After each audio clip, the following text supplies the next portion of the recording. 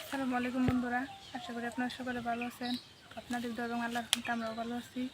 আজকে আমাদের ক্ষেতে ডাঁটা শাক হয়েছে, ডাঁটা শাক তুলব। চলেন।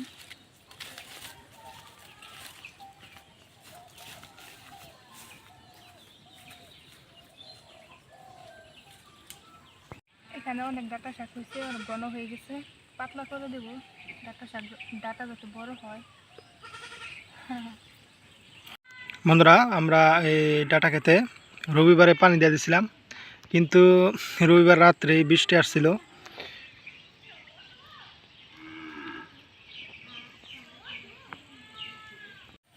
ডাঁটা শাক অনেক ঘন হয়ে গেছে, এবার পাতলা করে দেবো আর কিছু শাক তুলে রান্না করবো। দেখেন অনেক ঘন হয়েছে। আচ্ছা, শাক তো এটি খান যায় না? ওইটি তো খারবান ওইটি ভর্তা করি কাম দেয়া এই কইটাই আরো আছে। কই? হিন্দা হিন্দা আছে আরো। এই তো গলাতেই হয়ে যাবো দৌড়বোগা। এই লগে আম দেবো, খাবা? তুলো।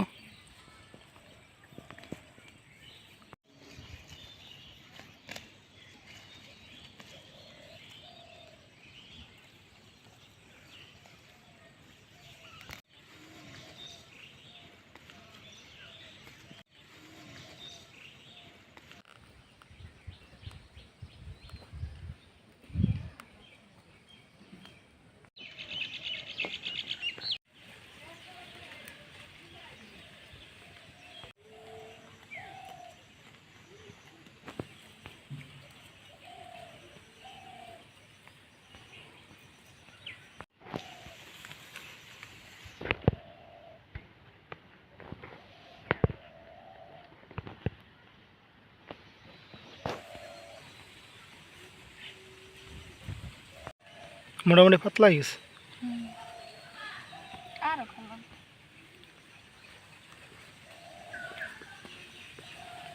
আরো পাতলা করে ফেললাম।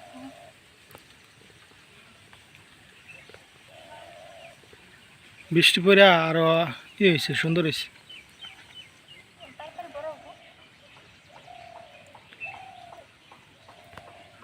পাট শাকের তো খবরই নাই।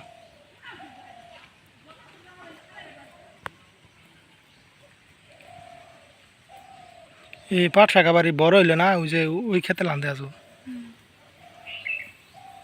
পাতলা পাতলাই আছে, অসুবিধা নেই।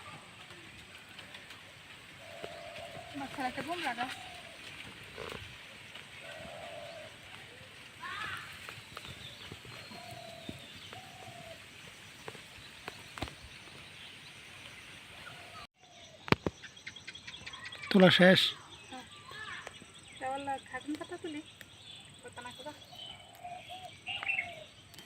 এই করে আছে।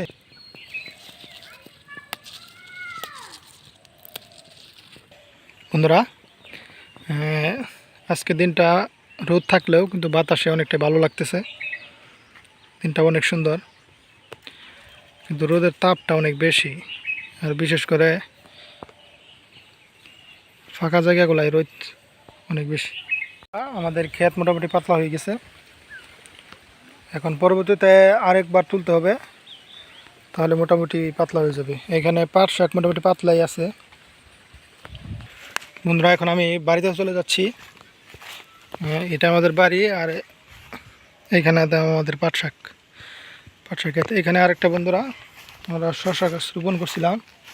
শশা গাছে মোটামুটি ফুল আসছে ইনশাল্লাহ।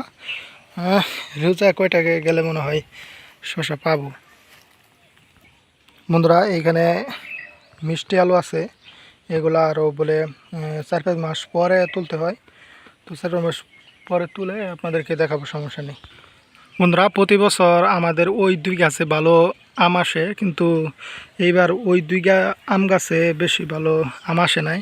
কিন্তু আলহামদুলিল্লাহ, যেই গাছে আগামী বছর আসেনি সেই গাছে এবার অনেক ভালো ফলন আসছে।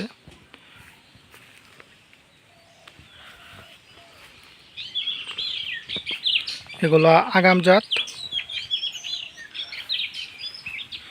এর আগে অনেকগুলো জাত আছে, কিন্তু এইটা আমাদের এখানে আগাম জাত। তো বন্ধুরা এখন আমি বাড়িতে চলে যাব।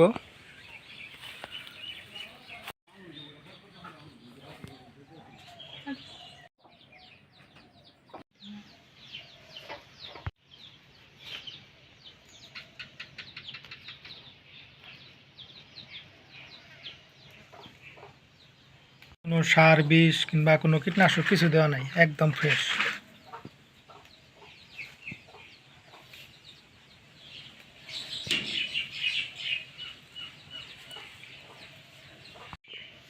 বন্ধুরা এই পাতাটা অনেকে মনে হয় চেনেন না, এটা যারা গ্রামে আছেন তারা হয়তো চেনে।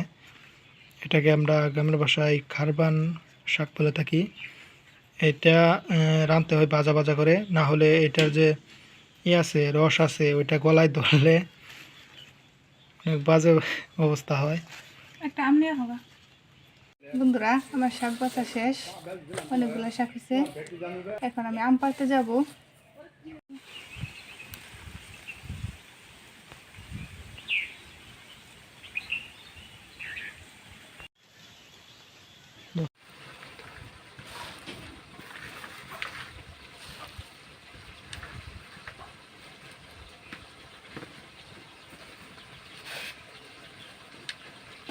লবণ দিয়ে সিদ্ধ করে নেব।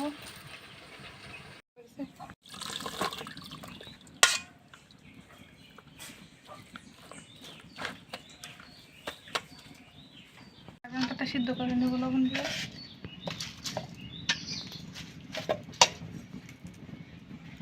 করলা ভাজি করব।